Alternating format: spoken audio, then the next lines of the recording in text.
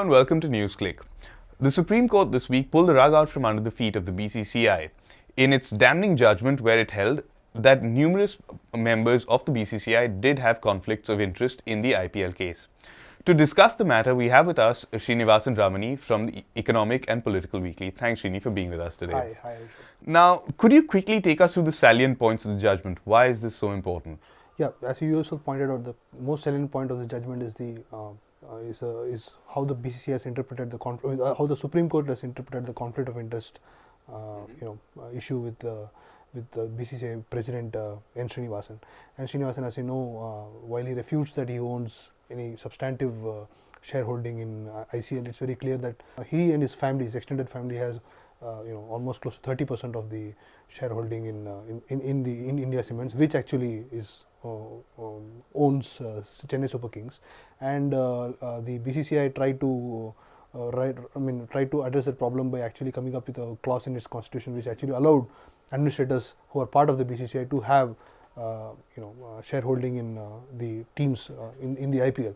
Now, what this judgment has done is that it has taken down that clause, and it has said that this is untenable for any administrator in the BCCI to have any commercial interest, and that's the key salient point of the judgment.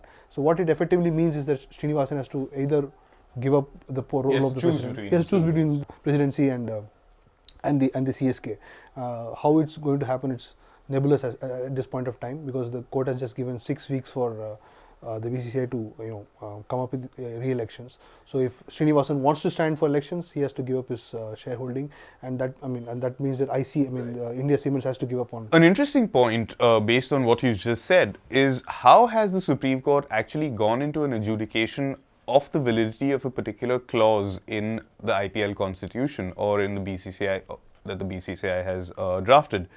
The BCCI has constantly told us, and there are various judgments to the effect, that it is a private and autonomous body. So on what basis has the Supreme Court actually interfered with its running in this case? The Supreme Court has clearly mentioned that while the BCCI is a private autonomous body and therefore it's not state according to Article 12 of the Constitution, it has said that because it serves a public function, it has to come under the jurisdiction of Article 226, which actually allows for judicial review, basically, and therefore it has used that as a leeway to basically strike down this one of the. Not only that. Secondly, the Supreme Court has also said that it has set up a committee which will review the IPL, which will actually have a look into whether or not the CSK or the Rajasthan Royals, which are the two principal parties which have the conflict of interest problem, will continue, especially because some of its principals are also involved in fixing, and they would actually it effectively means that they would now clearly have something to say about the BCCI constitution itself. So, do you think that the present method of running cricket in India, where you have this semi-autonomous now body, which is performing public functions, but at the same time it is a private body, do you think that this is in the best interests of our game, of our country as such? Should running of cricket be done by a private body, given that they do have a monopoly over something, where they're representing our country? Also, given the fact that they are performing what the court has clearly said are public functions, shouldn't transparency and accountability measures which are applicable to governmental institutions also equally be applicable to the BCCI, for instance, the RTI? See, the answer to this question can be A, comparative, and B, normative. So let's go to the normative part. Normatively, yes, there should be transparency, there should be accountability.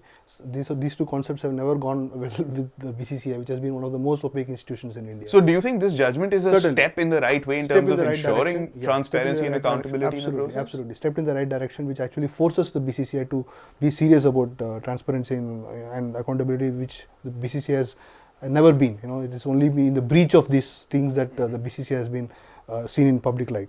So certainly those are two things that has to happen. Now, what is the institutional way of doing so? That's a difficult question.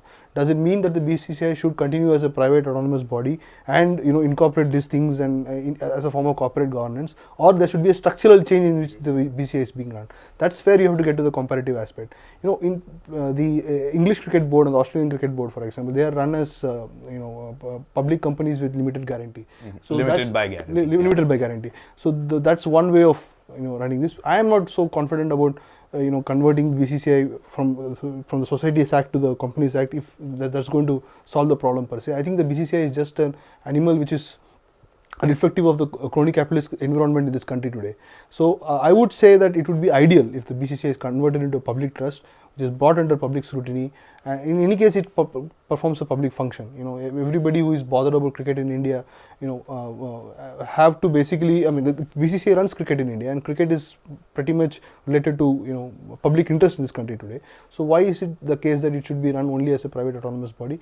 That as a generic answer, I would say that it would be better for it to be run as a public trust. There are other questions that might come out about it, other complications that might arise out of it, but philosophically speaking, I do believe that. But one thing that even if it does become, as you suggest, a more heavily regulated body, is one thing we are never going to see the end of is political interference in the game of cricket.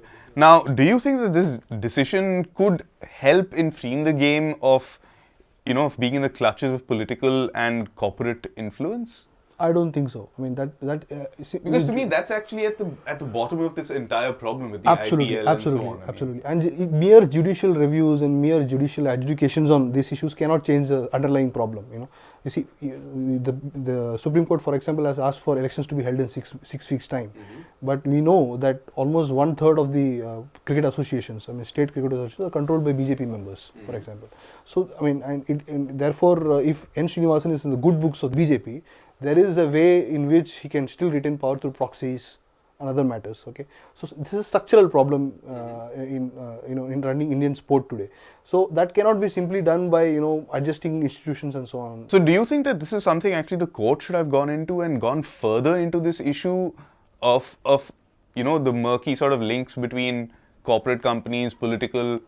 What was the other alternative? Or do you think that this is something that the government needs to do maybe as an initiative? See, the problem with the government having to do with these things is that it will never. Yeah, number one. I mean, the government is of course has vested interests. I mean, there are politicians who are part of the government today. The finance minister, for example, who has been a BCCI official for quite some time now, cutting across parties, the ruling class especially, they had vested interest in the BCCI.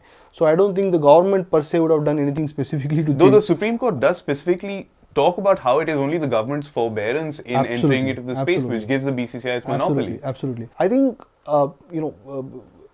political interference and corporate indulgence, which has resulted in this problem in the BCCI, are not going to be washed away simply by expecting the government to play a role in it. It has to be the public themselves. It has to be civil society organizations which have to keep on raising this point about how cricket is not simply an entertainment tool that left to the hands of select individuals who are in any case part of the ruling class and who can actually run roughshod over how it is done, even if they have professionalized it, even if they are even if entrepreneurialism has created profits, even if it has made cricketers richer.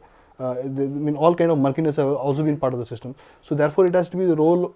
Civil society has to play a role over there, and therefore, if there is an institutional arrangement in a way that where scrutiny and accountability and responsibility are basically thrust upon the BCCI in some way, that would be welcome. But to expect the government to play a role in this will not necessarily solve matters. Given the sort of mushrooming of IPL modelled franchises in different sports in this country, I mean, we're talking about kabaddi, we're talking about hockey, tennis, name it, and we've got an IPL style league happening.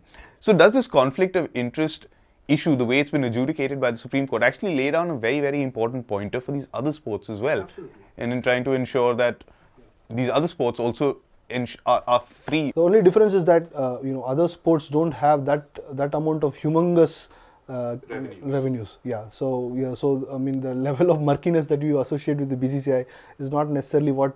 When the other sports have different problems. For example, the way the Indian hockey has been conducted, and there we won't necessarily find a corporate interest over there, but rather satraps who have been appointed by the government for quite some time have actually mishandled the sport. There are other issues concerning other sports. I mean, these leagues have been partly good and partly bad.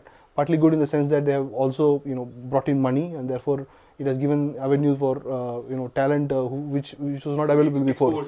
Exposure before. And secondly, I mean, it's somewhat negative in the sense that commercialism is what drives the interest behind running these leagues, not necessarily professionalism, not necessarily improving the quality of sport and so on. Does this, do you think, conclude the IPL fiasco? Because we have unanswered questions still.